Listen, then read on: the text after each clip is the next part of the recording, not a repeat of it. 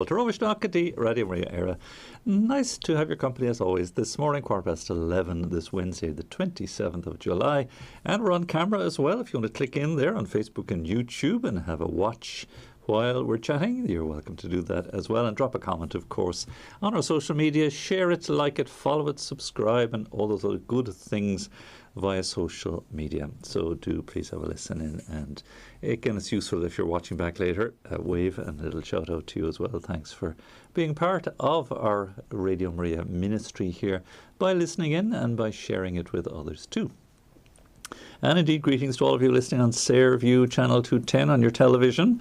That's a great boon altogether. We're very pleased indeed that's working so effectively and so well that a large number of people are listening in using their television. So if it is that you've met somebody or chatting to somebody about Radio Maria and spreading the word, as we were last Saturday and Sunday in Terranure and Temple Oak, people were interested to learn that it was available via television.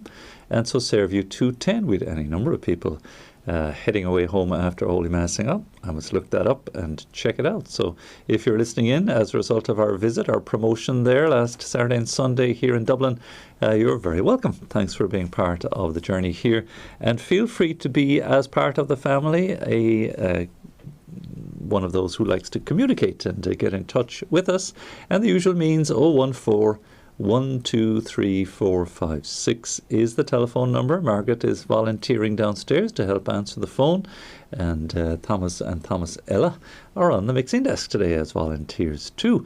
So that might be something you might like to consider, and I had mentioned it at the Masses in Terranure and in Temple Oak because they're relatively close. I mean, no more than maybe a 10-minute drive from there to here.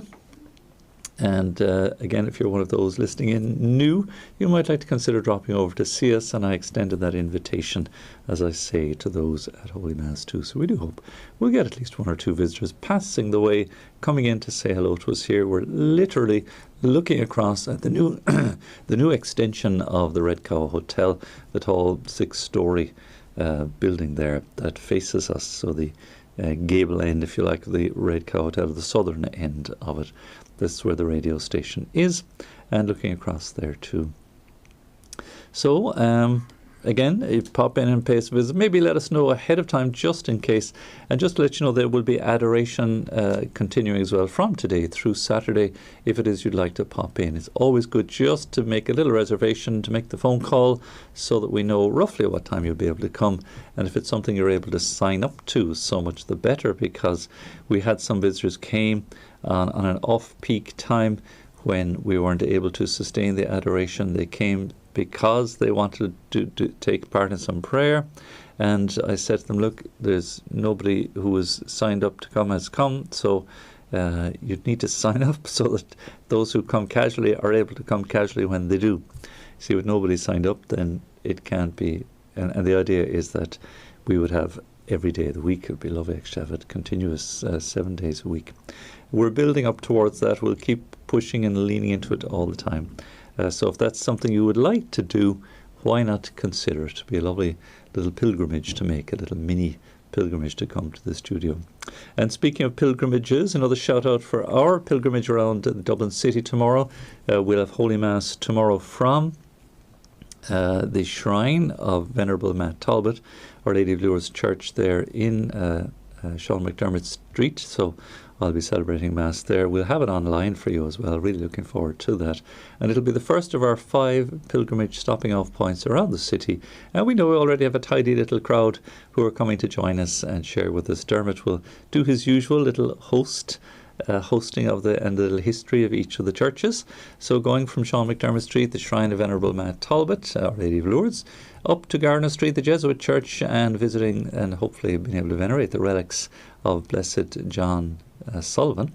From there down to the Pro Cathedral, 10 minutes, maybe a 15-minute walk at most, I would say, between the churches, back down to the Pro Cathedral then, and doing our best to weave in and out of whatever masses that may be on at the time, and hoping not to disturb anything as we go, or disturb anyone as we go, or upset anyone as we go either. Pausing for a little lunch break and then heading on down to Clarendon Street and the Carmelites there. Beautiful church, St. Teresa's, just off Grafton Street. And concluding our day's pilgrimage in Whitefriars Street as well, with the Carmelites there and the Shrine of St. Valentine. So lots to see in the churches around the inner city of Dublin. If you'd like to join us, jump on the Lewis maybe as far as Middle Abbey Street, I would guess. And it'll be 5 or 10 minute walk from there up to Sean McDermott Street. Google it and you'll find it easily enough. Any bus to the city centre to O'Connell Street, and again it'll be a little bit of a 5 or 10 minute walk from there across to Sean McDermott Street. Or Busaris might be another place to stop off, or Connolly Street Station with the train, depending which direction you're coming from. And from either of those locations, they're all quite close together. It'll be maybe 10-15 minute walk to Sean McDermott Street and the Church of Our Lady Lourdes. So do consider it. Make sure you have your good walking shoes on. Be prepared for rain just in case. I think the forecast is good. If it's anything like today, it'll be a lovely little trip. We'll take lots of pictures and we might do a little bit of recording as well, maybe video, and post it online. To those of you I know who would like to come and who can't come, we'll make the pilgrimage on your behalf and pray, of course, on your behalf as well. And you can make it I suppose, virtually with us. I wonder, actually, here's an interesting thought, I hadn't worked this out in my head. Maybe there are webcams in each of the churches that you could tune into if you have access to the internet and follow us on the webcams. I don't know. We can maybe find out where they are, and if they're live, give you a wave as we go from church to church. So anyways, looking forward to that. The next of our pilgrim tours here on Radio Maria with you and for you and on your behalf as well. Now, speaking of little pilgrimages, the Pope's journeys continue as well. And yesterday in Edmonton, in Canada, he went to visit Lac Sainte Anne. So Lac meaning lake, and Sainte Anne, the St. Anne's Lake. This is a pilgrimage site going back to the 1800s. And before that had been a place of, it's a shallow lake apparently, but a place of gathering for the native Indian tribes, let's say, of Canada, and had always been revered by them, called the lake Wakamne, or how am I pronouncing that? Wakamne, maybe.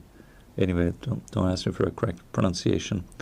And to them, known as Lake of God by the Nakota Sioux, and the Lake of the Spirit, it was known as by the Cree people.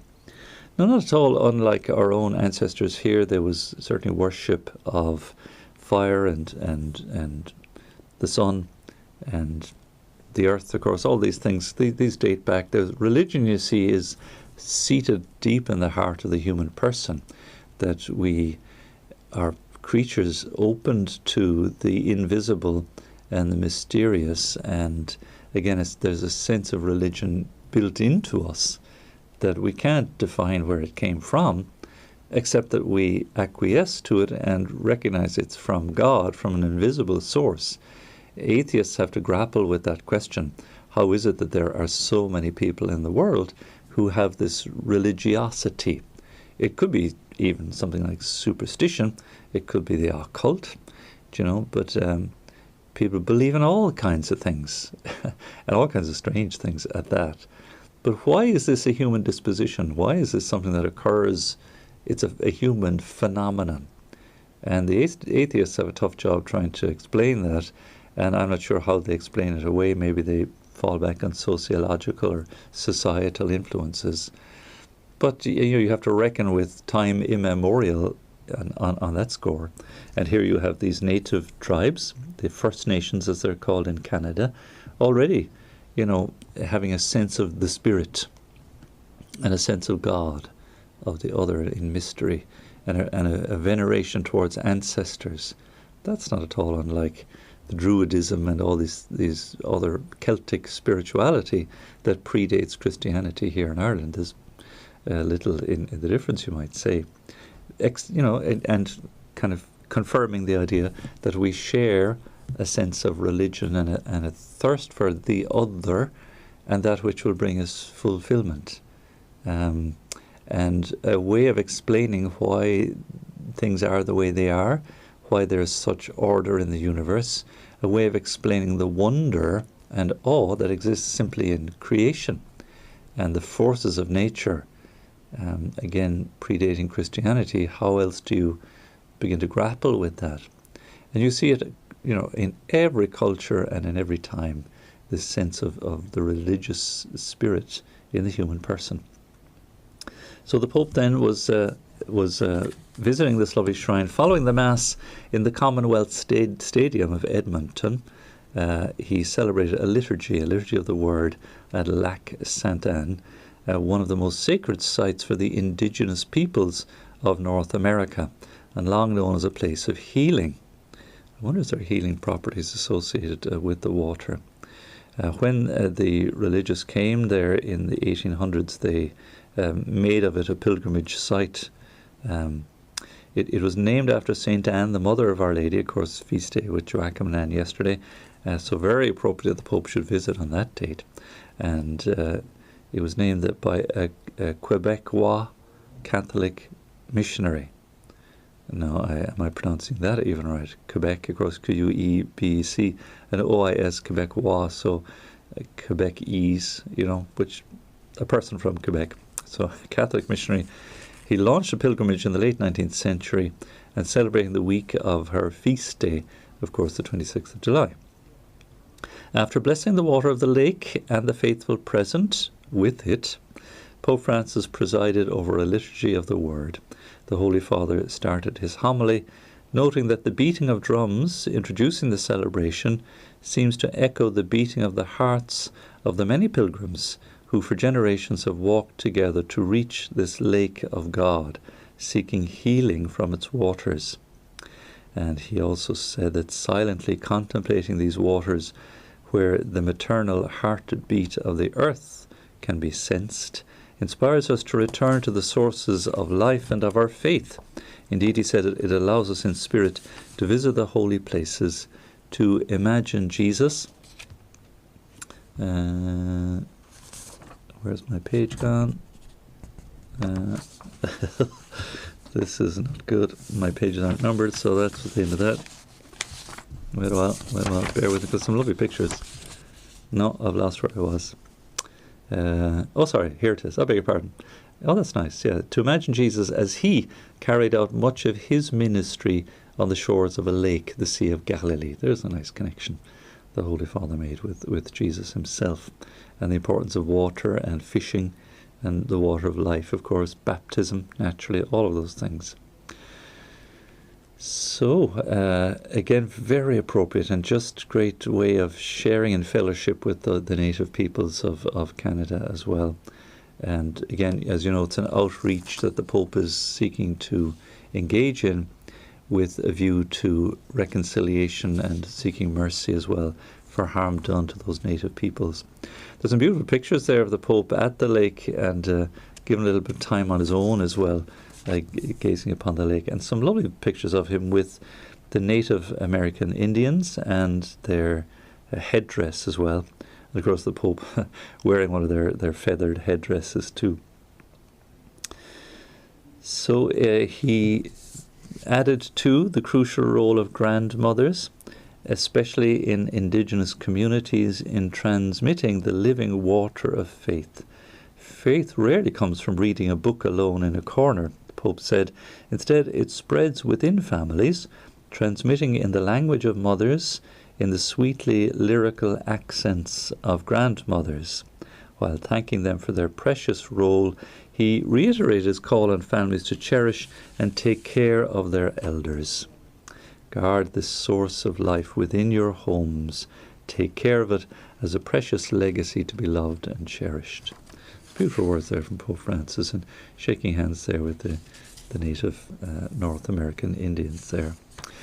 And just very appropriate. There's a lovely, I wonder if I can show it if you can see it on the camera, but there's a picture of the Pope on a kind of a down ramp that leads into the lake, no doubt for boats and that, but the Pope is in his wheelchair and just parked on his own and looking across at the lake and contemplating there. Hope there's a good break on that wheelchair. No, it doesn't roll into the water, not likely. So again, just it's a lovely visit, and the Pope is seeking to encounter these people. Very interesting, isn't it, that it's not a political visit, or it's not a state visit in the strict sense. And there's something special about, again, here's Pope Francis, I think, in his uniqueness. He goes to the marginalised, he goes to the poor, he goes to those who are suffering. He's not for the big razzmatazz and the big gatherings. He goes, as that lovely expression, for the little people, the less significant, those who are somehow downtrodden. It just seems to be a character of his ministry, and I'm sure we look back over his years and see his great love for those in prison, his love for the poor, and here again for the marginalised, or those who've been abused, or those who are suffering. It's an extraordinary example that he's giving, and very meaningful. And so it speaks volumes that here is the Pope, again a figure of some stature and renown in the world, and some status, you might argue. He doesn't look for worldly status, that's not his interest at all, but lowering himself to again meet with the ordinary people. And this, it's very endearing about it, and just so scriptural and very earthy.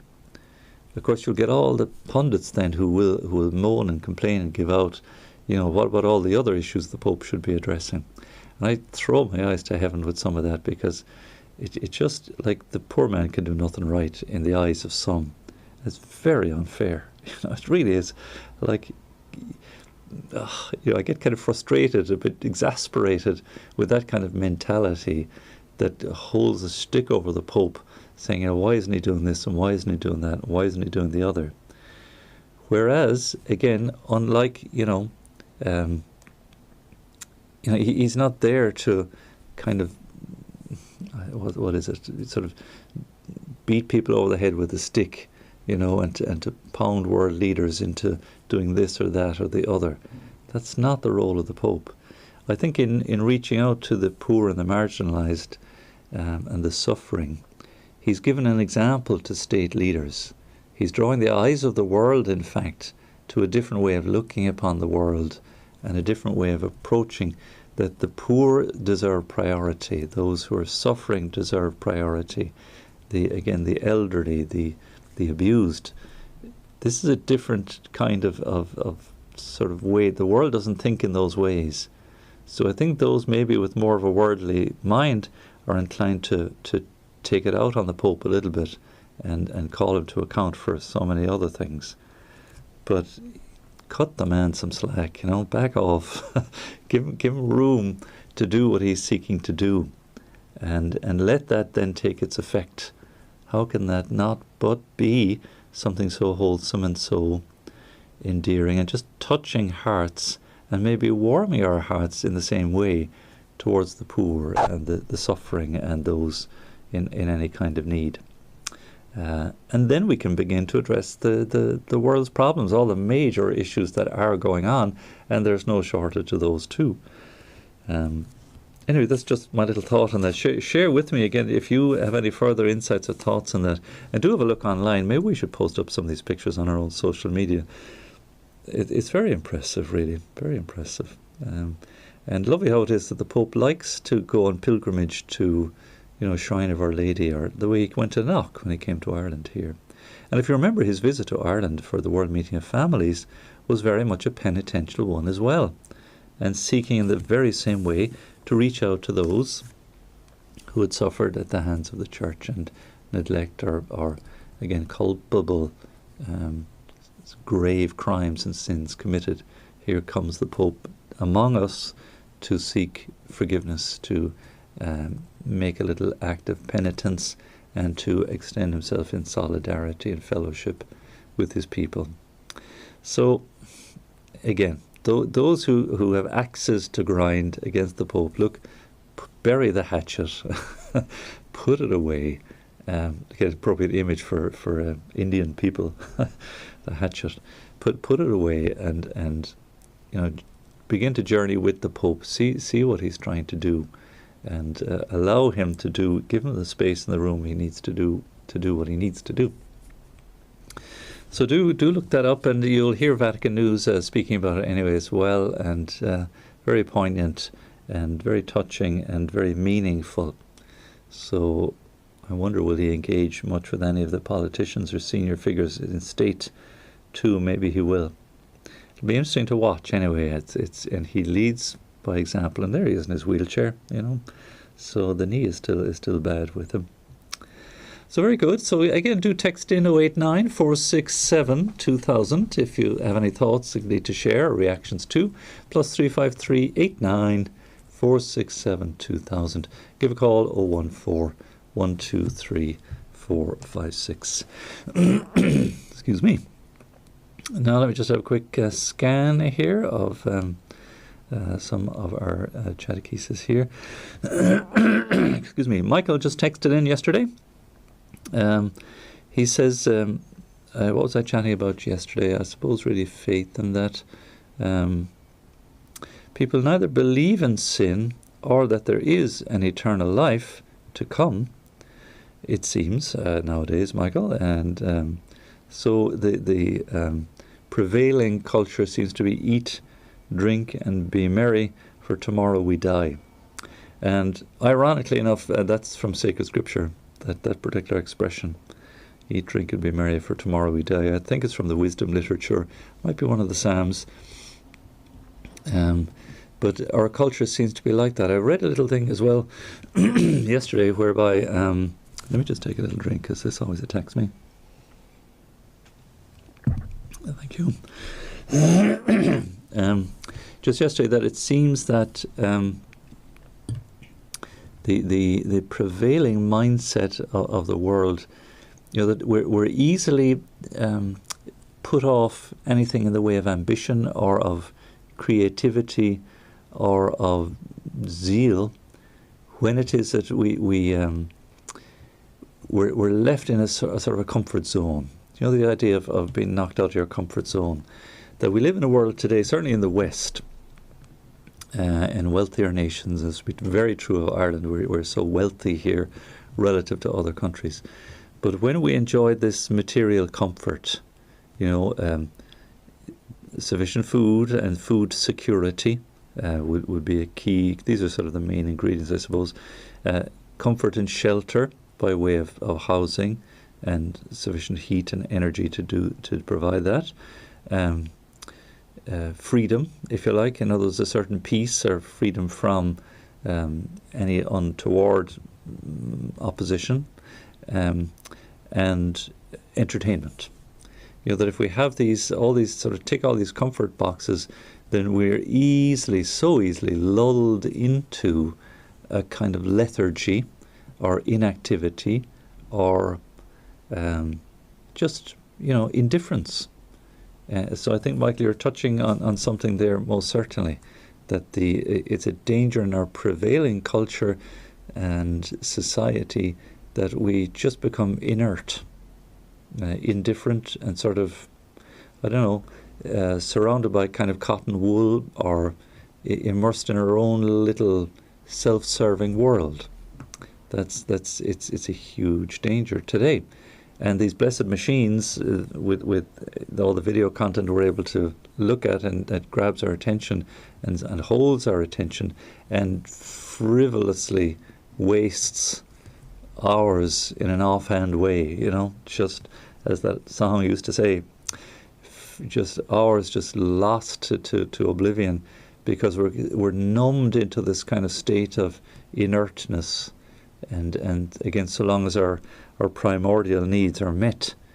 And the danger with that then is that such a sort of inert or less than active or, there's little then in the way of anything by way of patriotism or activity or concern for the poor or the suffering. This is where Pope Francis is trying to dislodge us out of that idea.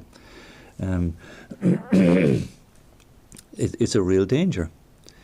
And so God then, in his great mystery, allows us a share in some suffering to knock us out of you mentioned this idea before, I've robbed it from Father Benedict Rochelle, to knock us out of the equilibrium of our mediocrity.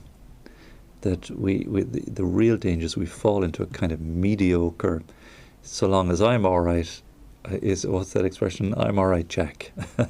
So long as I'm all right, then who cares about anyone else? And this is a fatally flawed way of subsisting and existing. It's not at all good that I don't care about my brother or my sister in need. Again, Pope Francis showing us the way. There's no equilibrium of mediocrity going on with Pope Francis.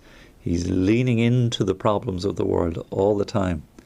He missed his trip to Africa. I know he'll want to get back to the Democratic Republic of the Congo, a country fraught with problems again.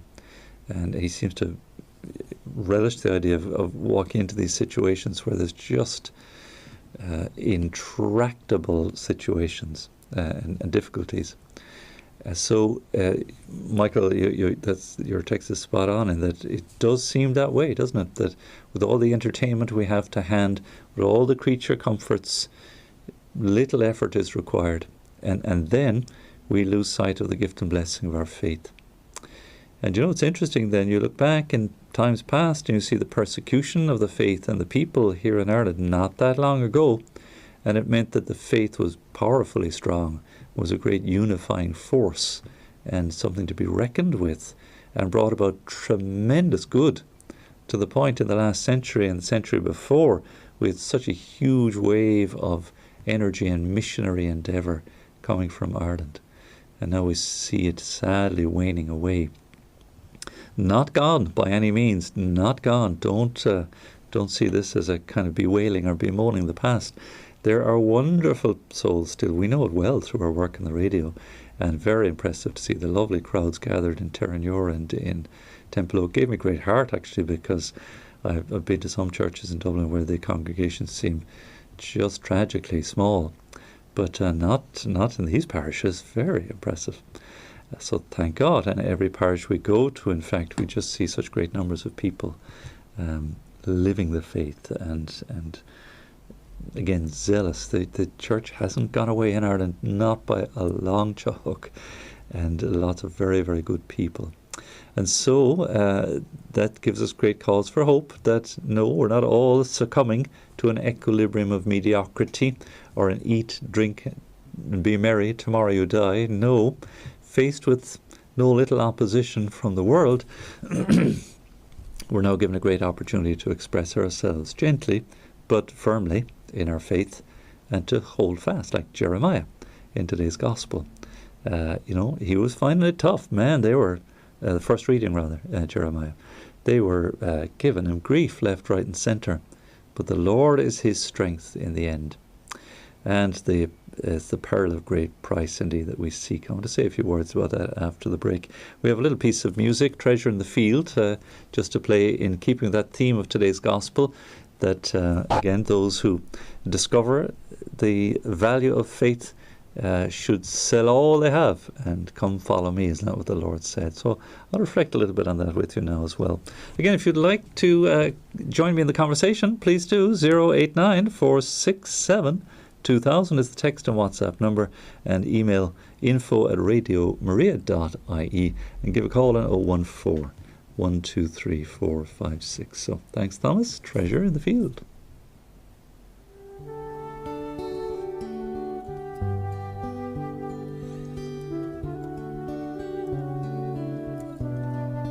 Hello, this is Father Sean Kelly, Provincial Minister with the Irish Capuchin Franciscans, and you're listening to Radio Maria, the Catholic voice in Ireland.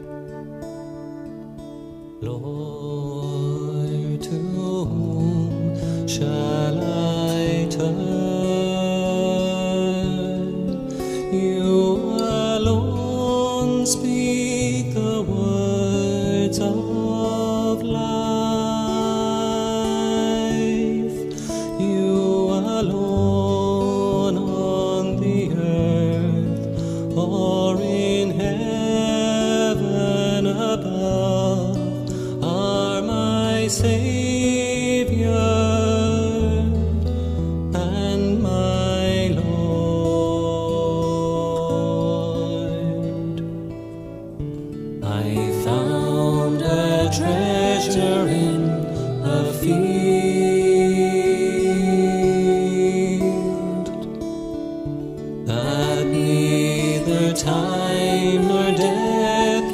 steal. I will sell what I have, give all that I am, to hold this treasure as my own.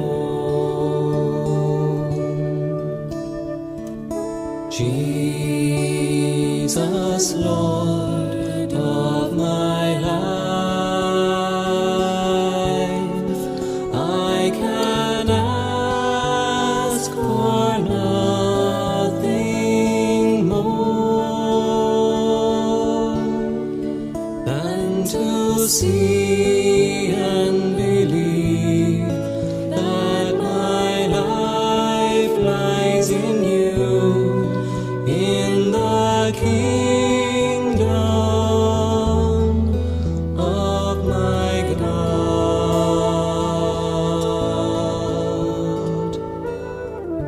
I found a treasure in a field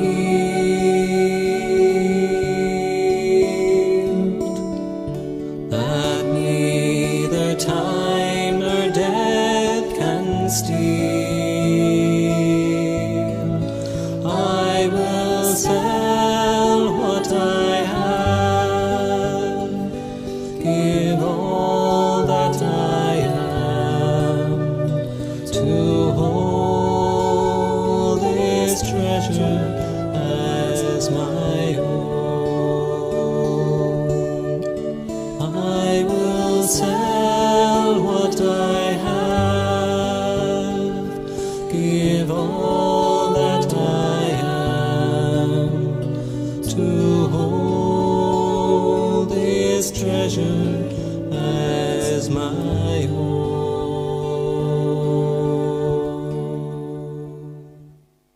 Oh, nice little piece of music there. Thanks for that, Thomas. And indeed, treasure in a field. Our faith is a treasure. Thanks to Father Philip, just texted me there from Terranure and given him the thumbs up and the shout out there for the lovely visit we enjoyed with him. Fair play to him. He followed through. He was wondering out loud whether or not he had a link to Radio Maria Ireland on his website, and he's just confirmed that it is up on the website there for Terranure Parish. So nice indeed. And just apologies if you were expecting, we're hoping to have some visitors this morning. I know Thomas was doing a bit of continuity earlier on and mentioned that Niamh Trainer and friends were going to come in and chat to us. We had on our schedule to come to talk to us about Loch Derg and their pilgrimage, the Kildare pilgrimage actually, to Loch Derg. Unfortunately, Niamh couldn't make it. She was saying that there's some COVID issues going on there, and sadly one or two people coming down with COVID, and wisely containing themselves so that it doesn't spread, and putting off that visit. So hopefully they will come on another occasion. We were to have another visitor actually this coming Friday, but she's suffering the after effects of COVID too, and is going to put that off for a little while too. So sorry to hear that COVID is having such an effect on people even still. So unfortunately that little chat about Loch Derg not to happen today. Some were asking as well about the trip to Westport to Croagh Patrick. So I'll be climbing the Reek with God's help, all going well, early Sunday morning, and we'll be celebrating a Holy Mass, please God, at 9 a.m. in the chapel on the top of Croagh Patrick. If any of you are venturing in that direction and climbing the mountain, we do hope to see you there. We'll be doing a little bit of promotion for Radio Maria on the bottom of the mountain as well. And I do hope to join with Father Charlie, the parish priest, and I believe the Archbishop will be celebrating the Mass at 6:30 in St Mary's Church in Westport on Saturday evening. So I hope to be there for that as well. So now, very good. Let me see. Yes, William Tuke very kindly sent in some sort of pictures of our visit to Terranure and Temple O' Williams. Post those and share them with you as well. There's a few up online, I think, already, so have a look back at those too. So the treasure in the field, I was mentioning the homily this morning. It's interesting, isn't it, how online, if you all these crazy programs that are so popular. The Antiques Roadshow, I think, was around on TV when I was a kid. This is going back Yankees. Too many decades at this stage. That was always a very popular show years ago. Of course, an English program, and always nicely done and well edited and put together. And the idea, of course, being that, from the attic or from, I don't know, the back end of the house or wherever, locked away somewhere, emerges this great priceless piece of art, something from the Ming dynasty, such as something, a piece of chinaware, or, again, a painting, a bit like there's the painting in Leeson Street here in Dublin that was discovered relatively recently. Who was the artist again? It'll come back to my head. Anyway, famous artist, and Caravaggio, The Taking of Christ, was just hanging on the wall. Somebody had bought it and it was donated, and all of a sudden they said, that's a Caravaggio, and then all of a sudden it becomes absolutely priceless, given that it was discovered. So these kind of programs are very popular. What are the other ones on TV? And I wonder actually how many of them are on YouTube, how many of them are actually real. You'd wonder sometimes. If somebody discovers an original copy of the Declaration of Independence or something and signatures on it, how do you know that it's real? Plenty of fake ones going around. And all the garbage that becomes collectibles, in popular culture as well. It's just incredible that the treasure, quote, with a small t, that people amass. I've one or two old Beatles LPs somewhere in a box, and I believe some of those can be worth something. There are people who will gather this trash and they'll pay money for it. I should flog them and give the money to Radio Maria, wherever they are. They're somewhere buried since I came to the radio station. So it's amazing, this kind of stuff. Again, those who go out with metal detectors and, by the way, they find treasure. What's another one? Gold diggers, people going to old disused mines, and they're sifting through tons of dirt in order to find a tiny little couple of grams of gold. And the effort that goes into it, and of course the filming of it then becomes another source of income in its own right too. Oh, it's all a bit weird. What's another one I'm thinking of? Pawn shops. I think you see people come into pawn shops with something, by the way, that's worth something. An expert comes in and says, well, you believe it? This is actually fake. This is worthless. Or, hey, this is genuine and it's actually worth way more than you thought it was worth. So this is a perennial preoccupation for many, the idea of having something of great price, a family heirloom and or whatever. People speak of the Vatican treasures, in the Vatican Museum.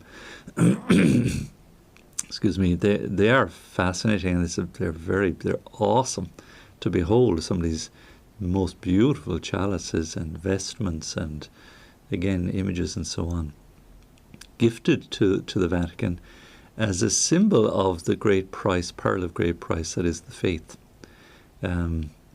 And somebody makes the point from time to time, why don't they just flog all these things, sell all these and give the money to the poor? Well, I suppose they could, but they instantly lose their value. They're only valuable because of the context in which they have been donated and given. Sure, they're perhaps gold and silver, but what it is they represent and to whom they have been bestowed, and in the end, who owns it but the Church? And as it turns out, I understand that the Vatican Museum and the great rich treasures there, which are actually part of the heritage of our faith, and again worthy of preservation on that account, because they represent, the value of the faith. That there's a great symbolism to those treasures. They're only earthenware things, and sooner or later, these things are worthless. They're only just metals or whatever they are. And they might be very beautiful and so on. But in the fuller light of eternity, again, these things fade away into meaninglessness. And all that is then is a symbol to us of the great treasure that is our faith, ultimately. And the Vatican museums, for what they are, apparently are an important source of income to keep the whole Vatican City running, and the offices of the Church there to keep everything afloat. So they're a valuable source of income in a way. They're an investment, if you like, in the upkeep of the Church. So I believe. So we can't just discount these things offhand altogether. But the pearl of great price, of course, is Jesus Christ. It is our faith.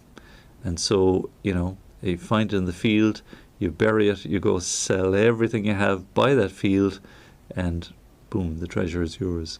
So if that's true in the order of all these secular things, and these programs, draw much in the way of viewers and fascination, and we like to think maybe we have something of great price, maybe more sentimental than anything else. But we do in our faith. And this is the huge treasure. We speak of the treasure of the faith, or deposit of the faith.